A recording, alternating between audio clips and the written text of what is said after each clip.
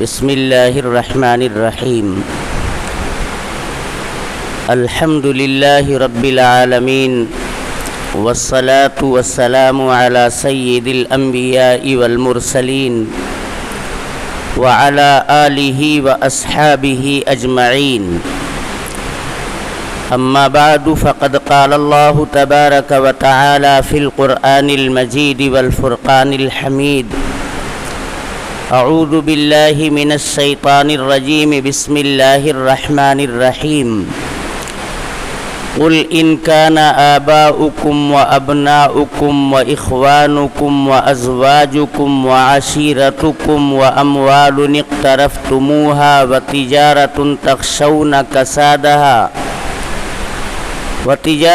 تخشون ومساكن ترضونها أحب إليكم من الله ورسوله وجهاد في سبيل الله فتربصوا حتى يأتي الله بأمره صدق الله مولانا العظيم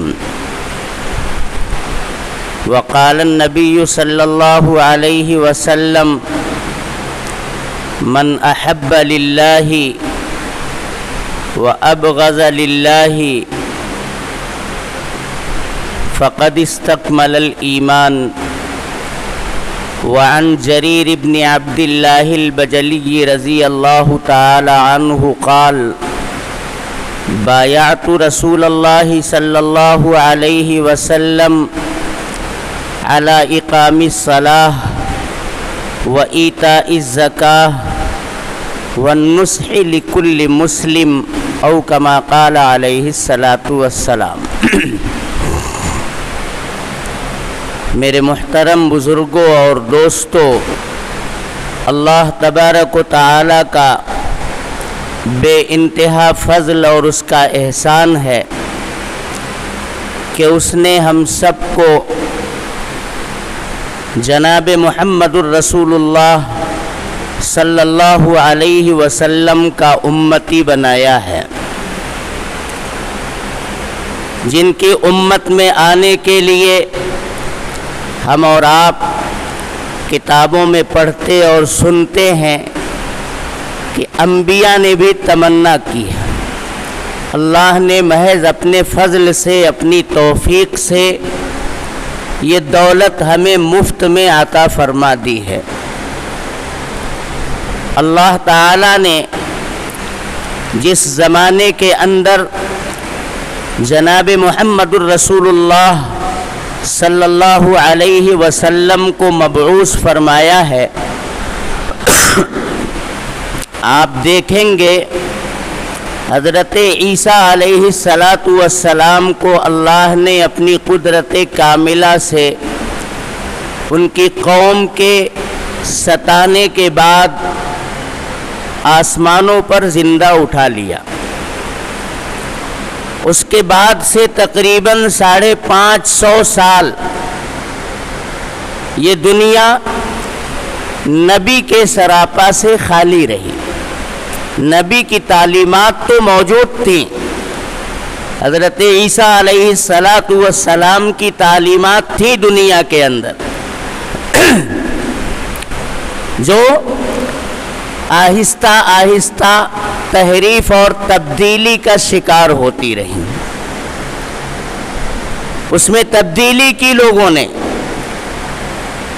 جو حضرت عیسیٰ علیہ السلام کی تعلیمات کا اپنے آپ کو حامل اور عالم بتاتے تھے، ان لوگوں نے بھی اپنی منمانی کی اور جو باتیں من کے مطابق تھیں انہیں قبول کیا، جو باتیں اپنے من کو نہیں بھاتی تھیں انہیں دین سے خارج کر دیا، اپنی منشا کے مطابق زندگی گزارنے لگے، اور عوام الناس کا تو پھر یہ حال بنا کہ وہ اپنے خالق کو، اپنے مالک کو، اپنے پروردگار کو بھولتی چلی گئی، یہاں تک کہ مکۃ المکرمہ میں جسے ہم بڑی عظمت اور احترام کے ساتھ کعبۃ اللہ اور بیت اللہ کہتے ہیں، ان اول بیت وضع للناس للذی ببکۃ مبارکا وہدی للعالمین، جس کے بارے میں قرآن کہتا ہے کہ دنیا کے اندر سب سے پہلا گھر بیت اللہ ہے، وہ ہدایت کا اور ربانی برکات کا سرچشمہ ہے۔ اللہ تبارک و تعالی کی تجلیات بیت معمور کے سیدھ میں جو بیت اللہ اور کعبۃ اللہ ہے، تجلیات ربانی وہاں پر براہ راست اترتی ہیں اور پھر ساری دنیا کی مساجد اور آبادیوں کے اندر وہاں سے کرنیں پھوٹتی ہیں، فوارے پھوٹتے ہیں اور سب کو برکتیں حاصل ہوتی ہیں۔ وہ ہدایت کا اور برکت کا سرچشمہ ہے۔ اس مکان کے اندر بھی جس کی تعمیر نو کا کام سیدنا ابراہیم علیہ السلام اور حضرت اسماعیل علیہ السلام کے ہاتھوں سے ایک مرتبہ طوفان نوح کے بعد اللہ تبارک و تعالی نے پھر سے کرائی تھی۔ وہ ہدایت کا گھر، وہ برکت اور رحمت تجلیات ربانی کا جو سرچشمہ تھا، وہاں پر بھی اپنے ہاتھوں سے تراشیدہ 360 بتوں کو لوگ لے جا کر کے رکھ چکے تھے۔ یعنی اب لات اور ہبل کی وہاں پوجا ہو رہی تھی، اور طرح طرح کے چھوٹے بڑے ہر قبیلے کے اپنے بت تھے، ان بتوں کی پرستش اور پوجا وہاں بیت اللہ شریف کے اندر ہو رہی تھی۔ عام مقامات کا کیا حال رہا ہوگا؟ یعنی اس طرح سے نبوی تعلیمات اور آسمانی ہدایات، ربانی ہدایات اس طرح سے ناپید دنیا سے ہو چکی تھی کہ میرے دوستو صورتحال دنیا کی یہ بن چکی تھی۔ ایسے موقع پر جناب محمد الرسول اللہ صلی اللہ علیہ وسلم کی بعثت ہوتی ہے، جسے قرآن نے فرمایا ہے لَقَدْ مَنَّ اللَّهُ عَلَى الْمُؤْمِنِينَ إِذْ بَعَثَ فِيهِمْ رَسُولًا مِّنْ أَنفُسِهِمْ يَتْلُو عَلَيْهِمْ آيَاتِهِ وَيُزَكِّيهِمْ وَيُعَلِّمُهُمُ الْكِتَابَ وَالْحِكْمَةَ۔ یہ دنیا بالکل گھٹا ٹوپ تاریکی کے اندر ڈوب چکی تھی، دنیا کی کھیتی بالکل خشک ہو چکی تھی، ہریالی اور شادابی، ایمان نام کی کوئی چیز دنیا کے اندر تقریباً ناپید ہو چکی تھی۔ بہت معمولی خال خال حق اور حقانیت کی کچھ باتیں کہیں کہیں نظر آتی تھیں۔ ایسے زمانے میں جناب محمد الرسول اللہ صلی اللہ علیہ وسلم کی بعثت ہوتی ہے۔ یہ ماہ ربیع الاول آپ صلی اللہ علیہ وسلم کی ولادت باسعادت کا مہینہ ہے۔ اس میں خوب جناب محمد الرسول اللہ صلی اللہ علیہ وسلم کے تذکرے ہوتے ہیں، آپ کی باتیں کی جاتی ہیں، جبکہ یہ حق ادا نہیں ہو رہا ہے۔ آپ کا چرچا ہر مجلس میں ہونا چاہیے۔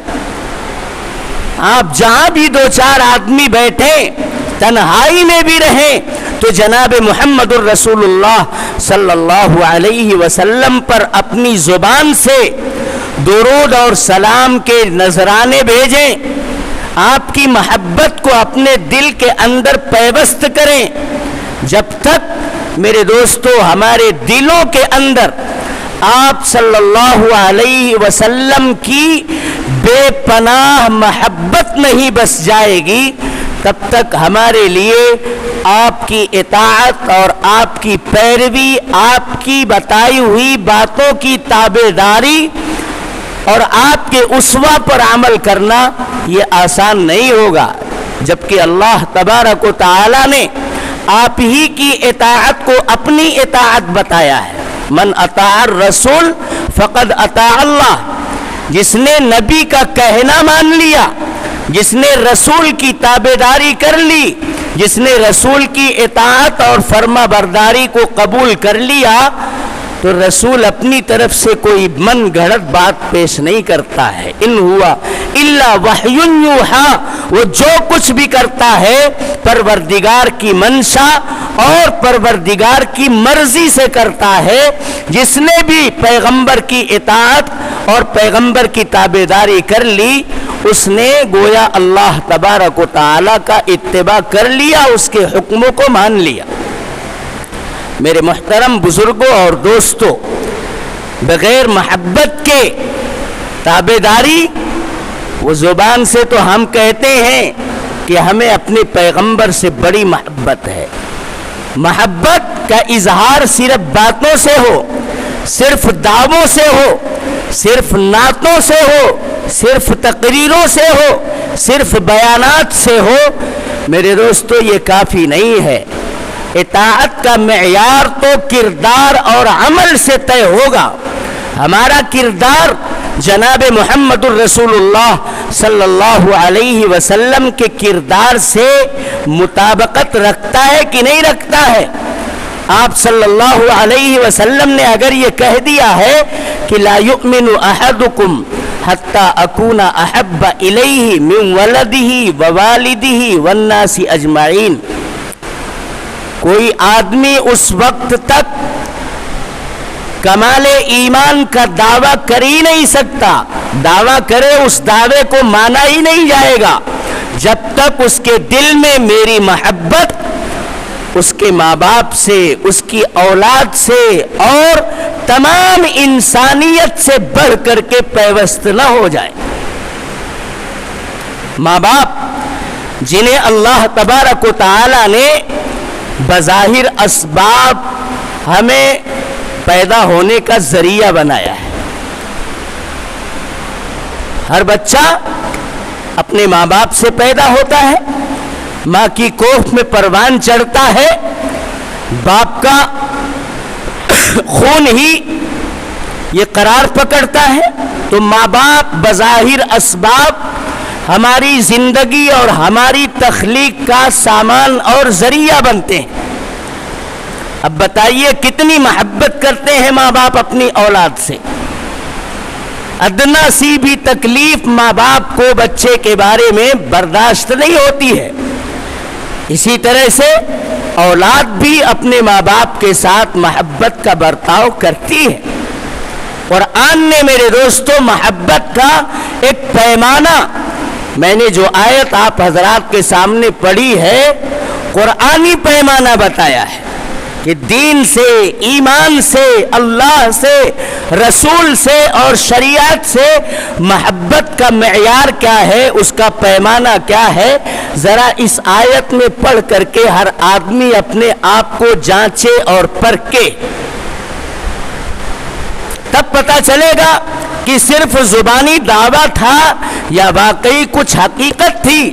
اور صحابہ کرام رضوان اللہ تعالی علیہم اجمعین نے صرف زبانی دعویٰ نہیں کیا تھا بلکہ ہر چیز کو، قیمتی سے قیمتی چیز کو جناب محمد الرسول اللہ صلی اللہ علیہ وسلم اور اعلاء کلمت اللہ، اللہ کے دین کے کلمہ کو بلند کرنے کے لیے سب کچھ قربان کر دیا تھا.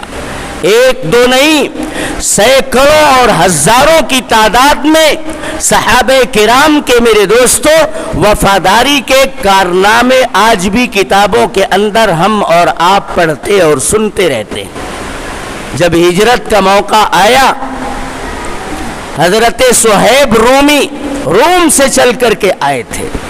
دیکھیے سعادت جس کے حصے میں ہوتی ہے وہ پہنچ جاتا ہے. دور دراز کا سفر کر کے جناب محمد الرسول اللہ صلی اللہ علیہ وسلم کے دربار کے اندر لوگوں نے پہنچ کر کے کلمہ پڑھا ہے.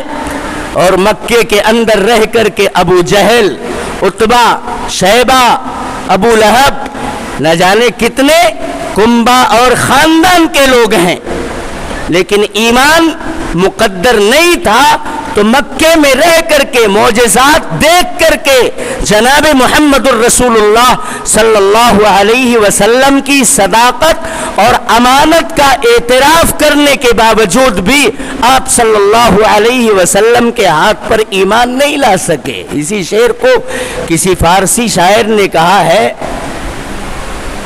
کیا حسن ز بصرہ بلال از حبش صہیب از روم. حسن چل کر کے آگے بصرہ سے انہیں ایمان نصیب ہو گیا.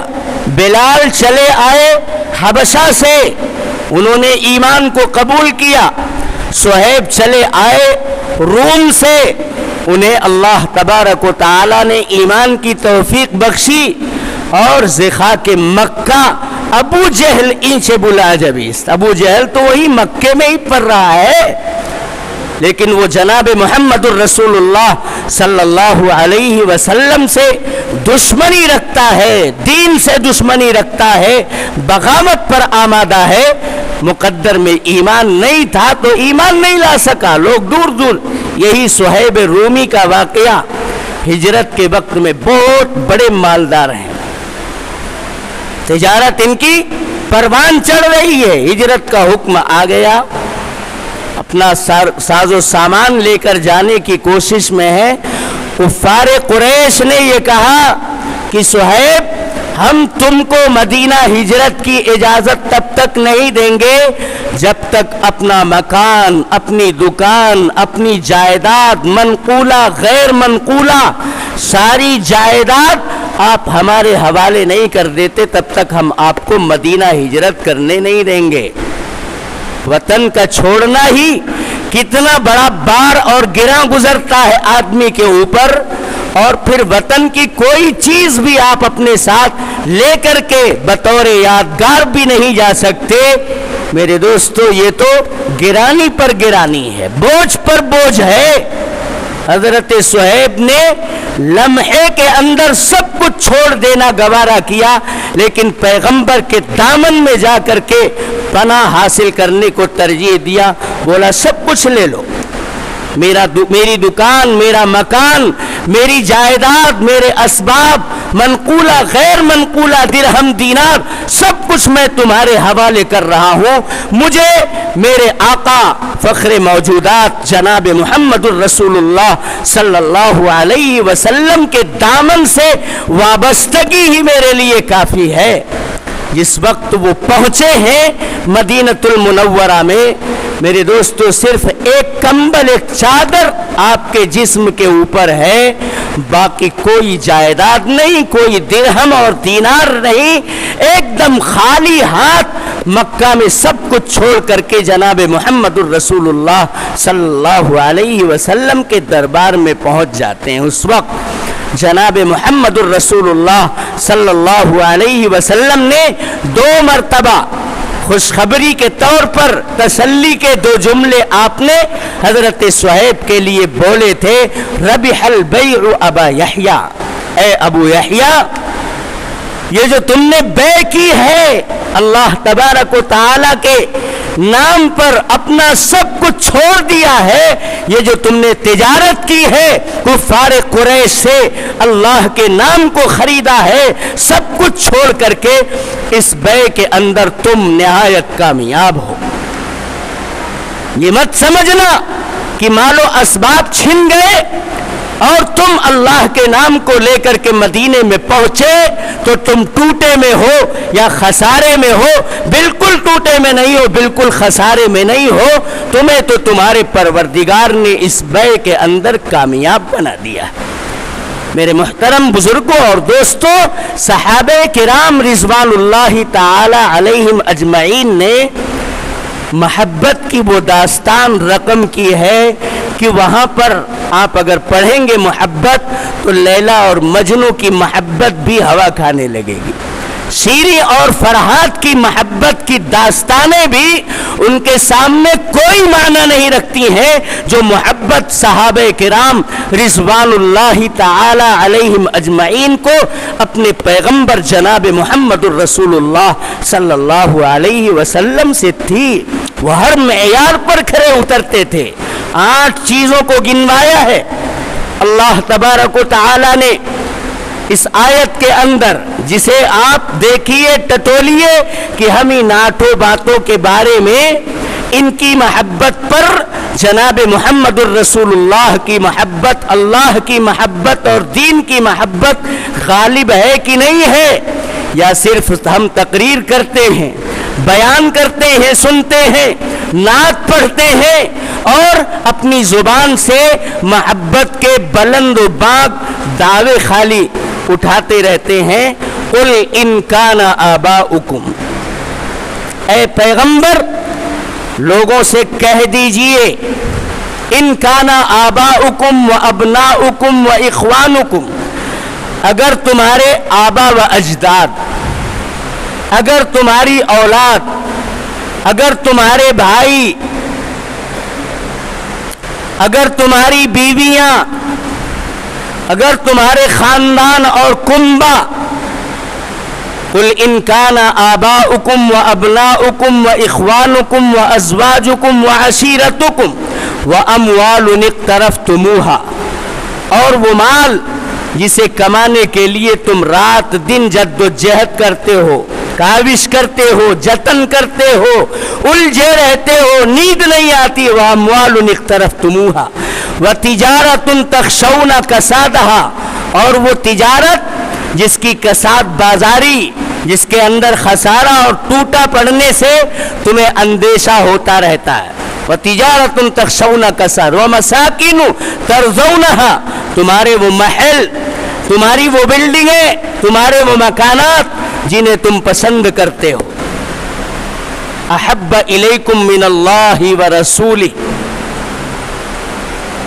تمہارے نزدیک اگر یہ چیزیں محبوب ہیں بنسبت اللہ کے اور اس کے رسول کے، احب الیکم من اللہ ورسولہ، میرے دوستو تو کہنے فتربصوا حتی یأتی اللہ بامرہ، پھر تمہارا ایمان یہ معیاری ایمان نہیں کہلائے گا، تمہاری پیغمبر سے محبت، اللہ سے محبت اور اس کے دین سے محبت، ان تمام محبتوں کے اوپر غالب ہونی چاہیے۔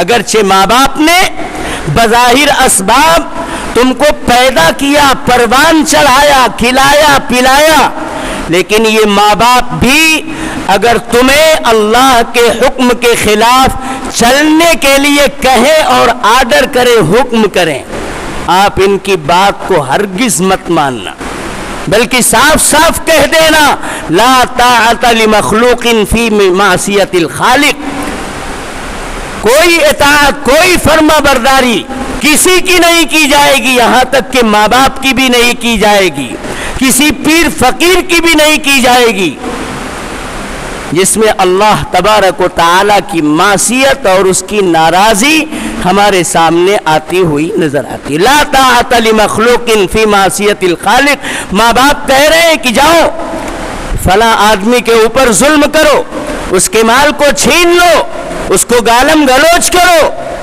میرے دوستو بالکل اس کی اجازت نہیں دی جائے گی۔